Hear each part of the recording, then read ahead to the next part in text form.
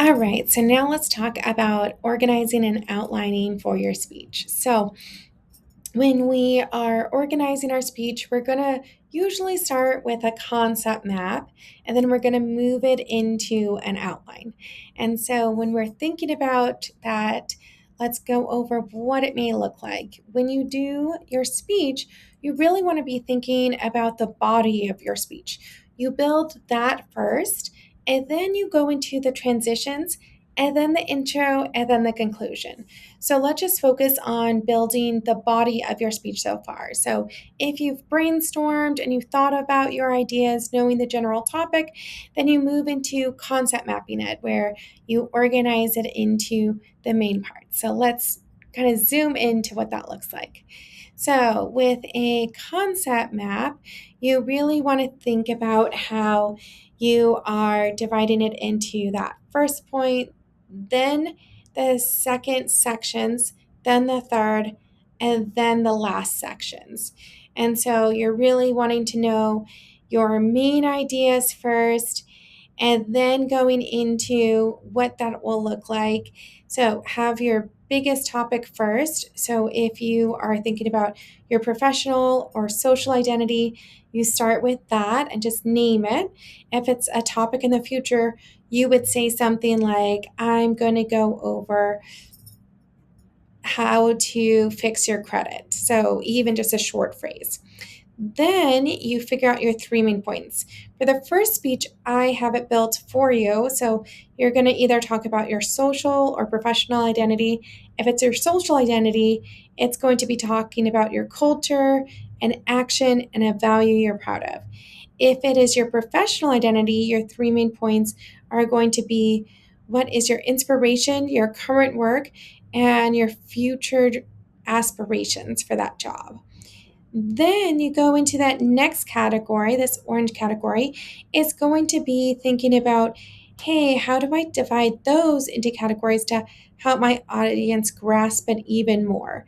And so, what would be two major aspects that I divided into? So, for me, it might be, hey, I'm going to talk about twin culture. So, I'm going to talk about how we sometimes had the same dreams and how we felt each other's pain.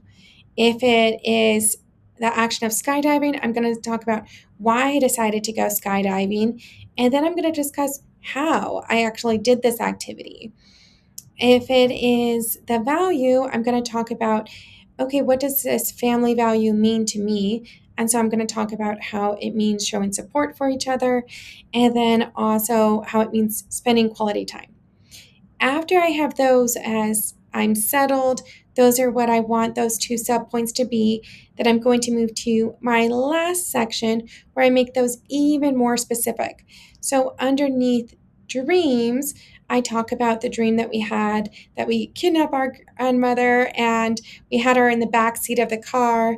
And that was one of those things where we woke up and we were like, whoa, did you have that dream? And so going into that. We also had another dream thinking about it. So we kind of just go on from there. Same thing with pain. When we got our ears pierced, when we've gotten shots, we felt each other's pain. So I'm just putting a brief thing over there. Then, when we transition it into that outline, that's when we go into the main body. And you'll see that all of these had the Roman numerals A, B, 1, 2. You just kind of plug and play them in. And so I would start with those keywords again. And then once it feels like you know the placeholders, you're changing them into full sentences. And you're leaving them at that same level of depth or broadness. And so it might be saying something like, I'm going to discuss twin culture. And that's all you write in that Roman numeral section. I'm going to share an action I'm proud of, which is skydiving. The third section, I'm going to talk about my family values. So, something to consider. When you go into your AB section, still a single sentence, still just keeping it as is, you go, I'm going to discuss some of the ways that we have the same dreams as part of being twins. I'm going to discuss how we felt each other's pain as an interesting part about being a twin. Once you got those all settled, then you're going to go to your 1 and your 2 points, and that's when you're going to also go specific, and you are just going to do single sentences. Even when they're stories, you're just going to leave it broad so then it's not memorizing your speech so much. When it's a story, you can have a few different ways of saying it. If it is a story, you're going to stick to 1 and 2 points. Anything that is a little bit longer of a section that is implied, leave it at 1 and 2 points. If you have a lot of short sentences, you might go down to 5 subpoints. So just something to consider, but you want to make them fairly even with each other. So this would look something like, I'm going to tell you a story about how we had a dream about kidnapping our grandmother and putting her in the back seat of the car. That is the only sentence you're putting in that one section. After you get all of that done, then you see those transitions, you just plug those in, and you could either do these general transitions that are going to say, basically just give us some breathing room as the audience, tell us where you are at in your speech. So it'd be something like, now that you know why we're here, I'm going to get into my first main point. Now that you heard my first main point, let me get into my second. Now that you heard my second main point, let me get into my third. And now that you heard my third main point, let me conclude. And you're dividing those all up. If you want to go descriptive, you would say something like, now that you know why we're here, let's jump into a bit about twin culture.